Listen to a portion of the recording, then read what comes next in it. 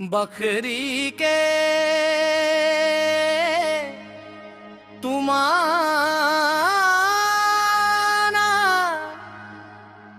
बरोबर मन झूमे रे। तोर मीठ मीठ बोली सुन मोर दिलवा घूमे रे।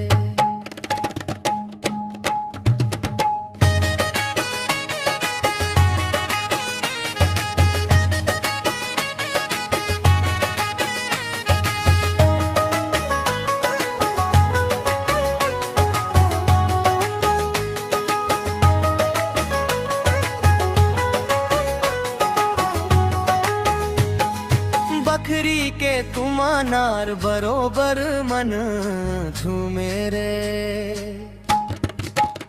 तोर मीठ मीठ बोली सुन मोर दिलवा घूमे रे। डोंगरी के रस्ता माँ संग संग चलना रे। माया के रंग मरंग के जन्म जन्म रहना रे। महुआ के डार माँ कोयली कुहुकाए। चंदनी रात माँ तोर सुरता सताए। नदिया के तीर माँ बैठे रही वो संगी। तोर हंसी के उजियारा लागे चंदा जैसी लंगी।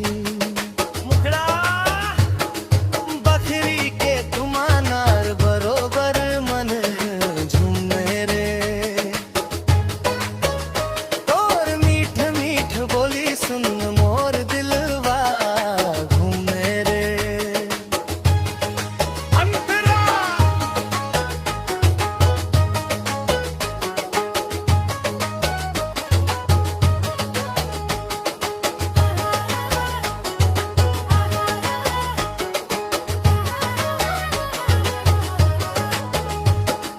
हरियर हरियर खेत हवा धीरे बहाए।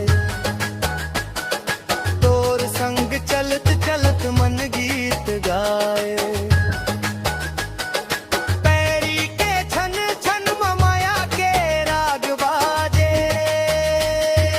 तोर संग वारी बन के मन हर बेरा साजे। गंगर की के पार ले फुलवा मैं चुन लाहूं। तोर माथे के बिंदिया पर चंदा ले आहूं। ऐ हंस दे एक बेर दिन मोर बनी गाही। तोर माया के छाव माँ जिंदगी मुस्काही। अरे संगी रे धीरे धीरे आजा। माया के बात मोर मन माँ समाना।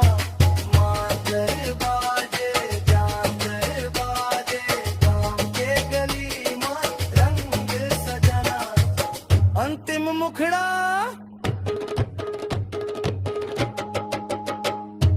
बकरी के तुम अनार बरोबर मन झूमे रे।